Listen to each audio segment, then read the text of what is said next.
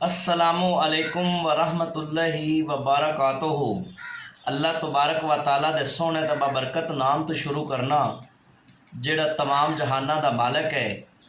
ते मेरे लगदिओ ते बेलियो ते सजणों की हाल है थोड़ा तकड़े हो।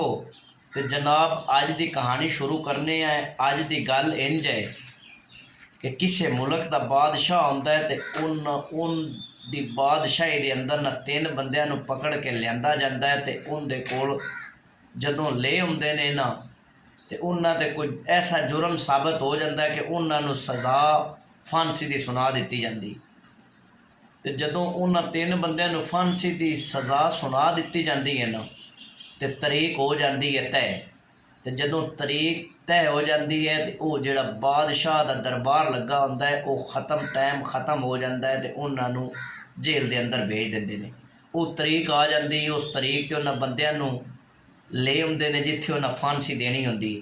तो उन्हों का फांसी देवन का तरीका यह होंदा है कि एक मीनार होंदा है तो उनके उन्हें रस्सा बन्निया होंदा है तो उस रस्से के नाल ना एक पत्थर बन्निया होंदा है बड़ा वजनी।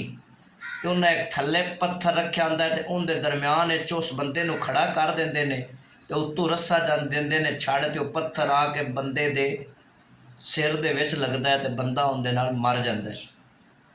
ते वो जनाब ना पहले बंदे नूं उन्हां पकड़ के लिआंदा फांसी घाट ते उत्थे खड़िया कीतिया ते ओह होवे ज़ात दा मिरासी। तो जदों उन्होंने ले आंदा तो उनके तो आखिरी ख्वाहिश उन्हें पूछी भी तेरी आखिरी ख्वाहिश की है तो उस आख्या अल्लाह दी अमान की आखिरी ख्वाहिश है, मैं ज़ात दा मिरासी हाँ तो अज तक किसी का कख बन के भी दोहरा नहीं किया तो मैं तो कोई गलत काम भी नहीं किया। तो अल्लाह ताला ने चाहा तो बचा ले सी, जे अल्लाह ताला चाहता है तो मार दे सी, तुसी अपनी सज़ा शुरू करो।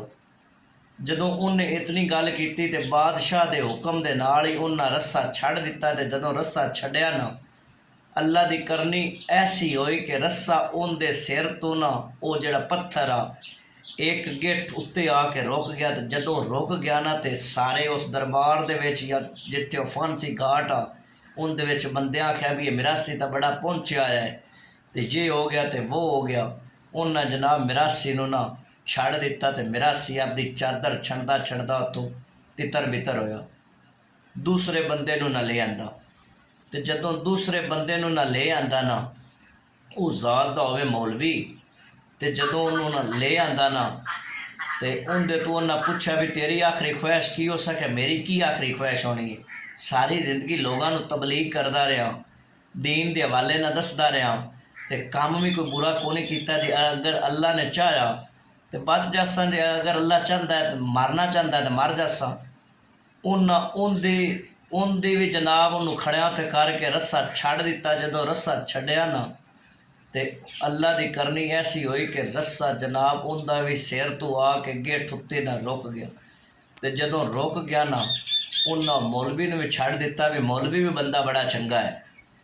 तो मौलवी भी अपनी चादर छंडदा छंडदा उत्थों जनाब निकल गया। तो तीसरे बंदे की वारी आ गई। तो तीसरा बंदा होवे सियाणा, बड़ा समझदार होवे ते चंगा होवे ते तेज़ भी होवे। जदों उन्हें ले आंदा ना तो उस जिहड़ा रस्सा छड्डण वाला उन्होंने पहले आउंदे ही आख्या भी तू बेवकूफ़ है, दो पहले बंदे तू कढ़ दिते ने, अगर आ जिथों तू रस्सा छड्डना गढ़ ना पई हुई होंदी तो रस्सा आ जाना थल्ले, उत्थों है गढ़ पई हुई आ उत्तों तो वह गढ़ उत्थे आके जाती है रुक उल्लू दे पट्ठिया तो गढ़ तो खोलना मैं पहले दो बंदे भी ना बचते। तो जदों उस रस्से वाले नूं गल कीती ना तो उन्हें जनाब उन्हें वेख्या तो वाकई उत्थों मीनार के कोल गढ़ पई हुई। तो उस गढ़ ते आके रस्सा जाता रुक उनकी वजह तो वो तो दो बच गए। तो जिहड़ा ज़्यादा समझदार ते ढेर सियाणा उन्हें जदों उन्होंने दस्या तो उन्हें गढ़ खोल दी तो खोल के तो जनाब उन्होंने उत्ते खड़िया किया तो तू रस्सा दिता छड़। तो जदों रस्सा छड़ दिता तो फिर होना की वो रस्से की तो गढ़ खुल गई है। वो जनाब बंदा जिहड़ा ज़्यादा समझदार ते सियाणा चकना चूर हो गया तो मर गया। सुनियो तो लगदे गल करन दा मकसद मतलब ये है भी बंदे जिहड़े ढेर सियाणे होंदे ने ना वो भी भुल जाते हैं। तो जदों भी कोई गल करनी होंदी है बोलना होंदा है तो सोच समझ के ते सारा अगू पिछा वेख के बोलना चाहिए है, इंज नहीं करना चाहिए। तेज़ी दे नाल अगर बंदा बोलता है ना तो वो भी बंदा नुकसान उठाता है। तो इस वास्ते जदों भी किसी महफल के अंदर लोगों के विच बैठे हो, कोई गल बात करनी होवे तो गल नूं बड़ा सोच के ते समझ के गल कीती करो। हो सकता है तुसी वो गल करसो तो थोड़े नफ़े की बजाय थानू नुकसान होवे। ते अल्लाह ताला थानू खुश रखे। अल्लाह निगहबान।